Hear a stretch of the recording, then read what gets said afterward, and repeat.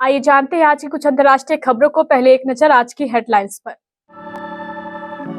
दिल्ली में बर्फीली हवाएं और कोहरे का सितम जारी, बारिश भी ढाएगी कहर। जेडीयू के लंच में नहीं पहुंचे 5 एमएलए, विपक्षी विधायकों ने कहा खेल दिखाएंगे मांझी। हल्द्वानी हिंसा पर नया अपडेट, उपद्रवियों को पकड़ने की कार्रवाई जारी। प्रमोद कृष्णम को कांग्रेस ने दिखाया बाहर का रास्ता, पार्टी विरोधी बयानों के बाद एक्शन। पंजाब हरियाणा सीमा पर युद्ध जैसे हालात, बॉर्डर सील। गाजा के रफाक में बड़े हमले की तैयारी में इजराइल, दहशत में जी रहे 15 लाख फिलिस्तीनी। पाकिस्तान चुनाव में धांधली को लेकर इमरान समर्थकों का प्रदर्शन, पुलिस ने की फायरिंग। दूसरे दिन चली शाहिद कपूर कृति सेनन की आंधी, फिल्म ने बॉक्स ऑफिस पर कर ली धुआंधार कमाई। 9 दिन 1200 किलोमीटर, कार्तिक का जबरा फैन झांसी से मुंबई साइकिल चलाकर मिलने पहुंचा। टेस्ट क्रिकेट में हुई नए खिलाड़ी की एंट्री। राष्ट्रीय राजधानी दिल्ली में मौसम का मिजाज स्थिर नहीं हो पा रहा है। सुबह के समय में सर्द हवाएं तो सुबह कोहरे और दिन में चमकीली चटक धूप का खेल जारी है। हर पहर मौसम बदलने के मोड़ पर है। दिल्ली के अलावा पहाड़ों पर हो रही बर्फबारी का असर कई मैदानी इलाकों में देखने को मिल रहा है। मौसम विभाग के अनुसार उत्तर प्रदेश और बिहार के साथ साथ उत्तर भारत के कई इलाकों में 10 से 14 फरवरी तक बारिश का अलर्ट जारी किया गया है। राजधानी दिल्ली का मौसम लगातार रंग बदल रहा है। रविवार को सुबह के तापमान में जहां खासी गिरावट दर्ज की गई, वहीं एक बार फिर कोहरे का असर भी देखा गया। बिहार में फ्लोर टेस्ट से पहले सियासी सरगर्मी बढ़ी हुई है। हर पार्टी विधायकों को साथ रखकर एकजुटता दिखाने की कोशिश कर रही है और इस कोशिश में सबसे ज्यादा हलचल आरजेडी के खेमे में मची हुई है। तेजस्वी यादव ने पहले शक्ति परीक्षण की रणनीति के लिए अपने आवास पर विधायकों की बैठक बुलाई और फिर अचानक विधायकों को वहीं रुकने का निर्देश दे दिया। जो विधायक चर्चा के लिए तेजस्वी का आवास पर गए थे, उन्हें वहीं रुकना पड़ा।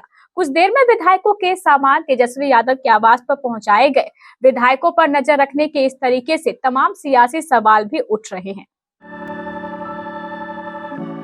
हल्द्वानी के बनभूलपुरा हिंसा मामले में पुलिस ने एसओ मुखानी, सहायक नगर आयुक्त और एसओ बनमूलपुरा की तहरीर पर 18 नामजद समेत 5000 उपद्रवियों के खिलाफ मुकदमा दर्ज कर लिया है।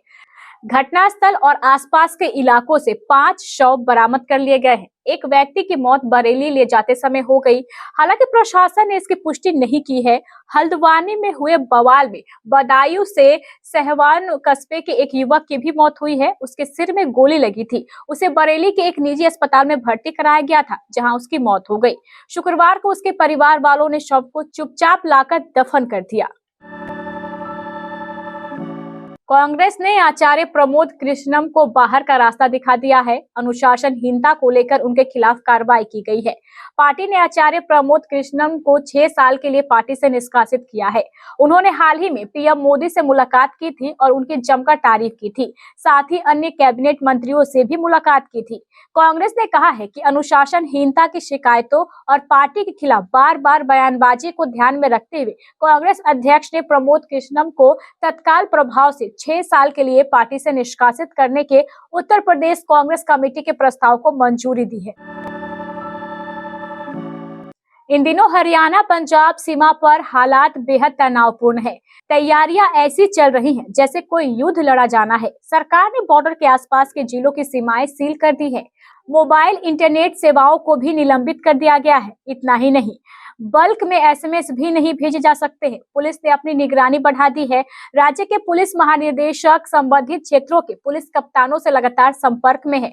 डीजीपी खुद हालात पर नजर रखे हुए हैं। तैयारियों का अंदाजा इसी बात से लगाया जा सकता है कि हरियाणा पुलिस ने ट्रैफिक एडवाइजरी भी जारी की है, ताकि लोगों को आने वाले दिनों में दिक्कतों का सामना नहीं करना पड़े और वे पहले से ही सजग व सतर्क रहे।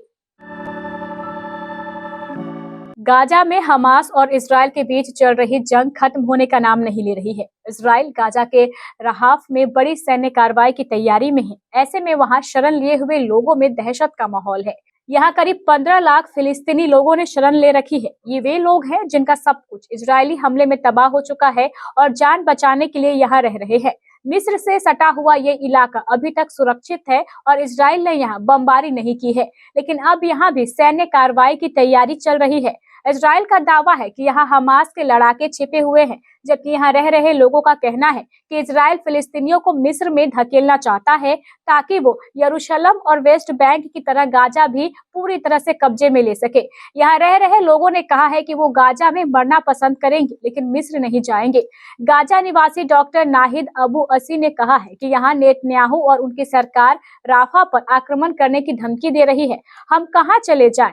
यदि वे हम पर मिस्र में धकेलने की कोशिश करेंगे तो हम वहां नहीं जाएंगे। पाकिस्तान के खैबर पख्तूनख्वा प्रांत में कथित चुनावी धांधली के खिलाफ एक विरोध रैली के दौरान एक पूर्व विधायक और पीटीआई के नेता घायल हो गए। विरोध प्रदर्शन के दौरान पुलिस ने उन पर लाठीचार्ज किया, जिसमें पख्तूनख्वा राष्ट्रवादी मोहसिन दावर घायल हो गए। नेशनल असेंबली के पूर्व सदस्य और नेशनल डेमोक्रेटिक मूवमेंट के अध्यक्ष दावर और अन्य उनके समर्थक शनिवार को प्रदर्शन कर रहे थे। वे चुनाव परिणाम की घोषणा में देरी को लेकर उत्तरी वजीरिस्तान जिले में विरोध कर रहे थे। रैली में हिस्सा लेने वाले एक प्रदर्शनकारी ने बताया है कि घायलों को अस्पताल ले जाया गया है। प्रदर्शनकारियों के मुताबिक पुलिस ने प्रदर्शनकारियों के खिलाफ फायरिंग शुरू कर दी और आंसू गैस का इस्तेमाल किया। शाहिद कपूर और कृति सेनन की रोमांटिक कॉमेडी फिल्म तेरी बातों में ऐसा उलझा जिया शुक्रवार को थिएटर्स में दस्तक दे चुकी है। वैलेंटाइन डे वीक पर रिलीज हुई ये फिल्म दर्शकों को बहुत पसंद आ रही है। मूवी ने बॉक्स ऑफिस पर अच्छी शुरुआत की है, लेकिन अब वीकेंड पर फिल्म की कमाई में जबरदस्त उछाल देखने को मिला है। तेरी बातों में ऐसा उलझा जिया ने दूसरे दिन बॉक्स ऑफिस पर बम्पर कमाई की है। शाहिद कपूर और कृति सेनन की तेरी बातों में ऐसा उलझा जिया ने दूसरे दिन बॉक्स ऑफिस पर शानदार कलेक्शन किया है। वीकेंड का पूरा फायदा फिल्म को मिल रहा है। कृति और शाहिद कपूर की केमिस्ट्री सिल्वर स्क्रीन पर छा गई है। सैक न्यूज की रिपोर्ट के मुताबिक तेरी बातों में ऐसा उलझा जिया ने दूसरे दिन यानी शनिवार को 9.50 करोड़ रुपए का ताबड़तोड़ बिजनेस किया है। वहीं पहले दिन फिल्म ने 6.7 करोड़ रुपए का बिजनेस किया था। इस तरह सिर्फ 2 दिनों में भारत में तेरी बातों में ऐसा उलझा जिया ने 16.20 करोड़ रुपए की कमाई कर ली है। बॉलीवुड के यंग और चार्मिंग एक्टर कार्तिक आर्यन अपनी अदाकारी के साथ साथ अपने बर्ताव से भी फैंस का दिल लूटते हैं। हाल ही में एक्टर ने कुछ ऐसा ही किया है। जी हां, कार्तिक आर्यन से मिलने की चाह रखने वाला एक शख्स झांसी से मुंबई 1200 किलोमीटर का सफर 9 दिनों में पूरा करके आया था। शहरों की दूरियों को साइकिल से पार करके आए इस जबरा फैन की ख्वाहिश को कार्तिक ने भी अधूरा नहीं रखा। एक्टर अपने घर से बाहर आकर फैंस से मिले और फोटो भी खिंचवाए। इंग्लैंड के खिलाफ बाकी 3 टेस्ट मैचों के लिए टीम इंडिया में एक युवा तेज गेंदबाज की एंट्री हुई है। इस धाकड़ गेंदबाज को घरेलू क्रिकेट में उनके दमदार प्रदर्शन की वजह से भारतीय टीम में चुना गया है। इस तूफानी गेंदबाज का नाम है आकाशदीप। भारतीय टीम में चुने जाने के बाद आकाशदीप ने अपने संघर्ष के दिनों को याद किया। इंग्लैंड के खिलाफ अंतिम 3 टेस्ट मैचों के लिए भारतीय टीम में चुने गए तेज गेंदबाज आकाशदीप ने कहा है कि उन्हें इतनी जल्दी नेशनल टीम में शामिल होने की उम्मीद नहीं थी। पिछले सत्र में बंगाल और भारत ए की तरफ से लाल गेंद की क्रिकेट में अच्छा प्रदर्शन करने वाले आकाशदीप ने न्यूज एजेंसी पीटीआई से बातचीत में कहा, मुझे उम्मीद थी अगर मैं अच्छा प्रदर्शन करना जारी रखता हूं तो मुझे भविष्य में टेस्ट टीम में चुन लिया जाएगा, लेकिन मुझे इसकी उम्मीद नहीं थी कि तीसरे मैच में ही मुझे नेशनल टीम में जगह मिल जाएगी।